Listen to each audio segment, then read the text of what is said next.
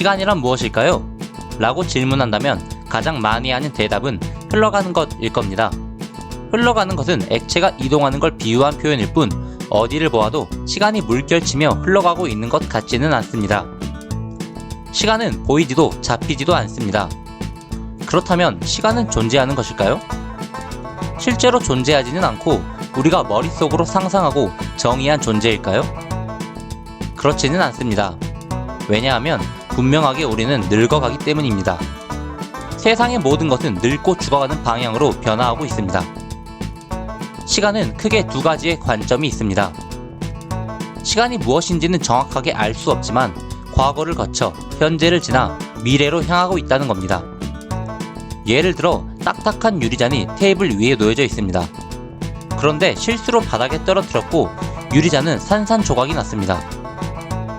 유리잔이 테이블에 있을 상태를 A라고 하고 산산이 깨진 상태를 B라고 했을 때 컵은 항상 A에서 B로 향하지 B에서 A로 향하지 않습니다. 시간은 앞으로만 향하며 절대 뒤로 돌아오지 않습니다. 이러한 것을 시간의 불가역 성질이라고 하며 지금 설명하는 시간의 첫 번째 관점의 토대가 됩니다. 시간의 첫 번째 관점, 시간은 하나의 방향으로 전진한다는 직선적 시간관입니다. 그리고 직선적 시간관에 대비되는 두 번째 관점은 시간이 순환한다는 원형적 시간관입니다.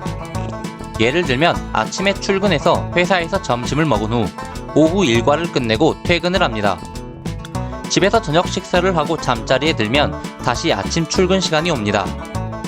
시간이 앞으로만 전진하는 게 아닌 다시 되돌아온다는 관점인데 하루뿐만이 아니라 일주일, 계절 등 우리가 정한 시간은 되돌아옵니다. 직선적 시간관에 대한 확신으로 가득 찬 사람은 오늘의 월요일은 지난주의 월요일과 다르다고 생각합니다. 하지만 월요일 출근 생각에 벌써부터 머리가 아픈 건 변함없으며 우리는 암묵적으로 같은 패턴의 시간 속에서 살고 있습니다. 다가오는 내일은 경험하지 않은 내일이겠지만 그렇다고 전혀 새로운 내일도 아닐 것입니다. 시간에 대한 두 번째 관점은 서양과 동양의 시간관을 형성했고 이는 종교에서 찾아볼 수 있습니다. 서양의 그리스도교는 직선적 시간관을 토대로 하며 인간은 탄생하고 성장하여 죽음에 이른 후 영원한 세계로 갑니다. 반면 동양의 윤회 사상은 원형적 시간관을 토대로 합니다. 죽음에 이른 후 다시 탄생을 합니다. 이러한 시간관의 차이는 역사에 대한 관점의 차이로 이어지는데 직선적 시간관은 역사는 끝없이 발전해 간다는 직선적 역사관을 낳았고 역사는 과거를 지나 현재를 거쳐 미래로 나아가며 오늘보다 변화된 내일을 믿습니다. 어제는 삐삐였고 오늘은 폴더폰, 내일은 스마트폰으로 기술과 문명은 후퇴하지 않고 발전하고 있습니다. 인류의 점진적 발전과 진보에 대한 낙관이 진보적 역사관의 특징이며 서구 사상의 근간을 형성하고 있습니다. 반면 원형적 시간관은 역사가 큰 틀에서 반복된다는 순환적 역사관을 낳았습니다. 순환적 역사관은 발전과 퇴보를 반복하며 동양적 역사관의 특징입니다. 동양에서의 혁명은 언제나 왕의 성씨가 바뀌는 역성혁명일 뿐 백성들의 삶의 방식은 변화하지 않았습니다.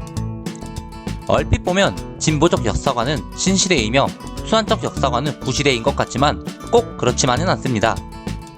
시대가 바뀌고 문명이 발전했지만 과연 과거의 사람보다 행복할까요? 많은 것이 변했지만 먹고 마시고 사랑하고 갈등하며 사는 인간의 삶은 무수한 시간을 반복해왔을 뿐 그다지 발전하지 않은 것 같습니다. 지금까지 시간에 대한 두 가지 관점인 직선적 시간관과 원형적 시간관을 살펴봤습니다.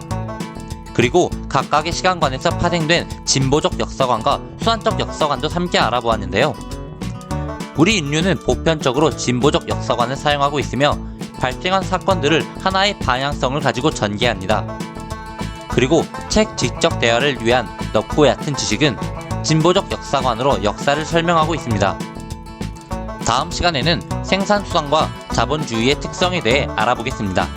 감사합니다.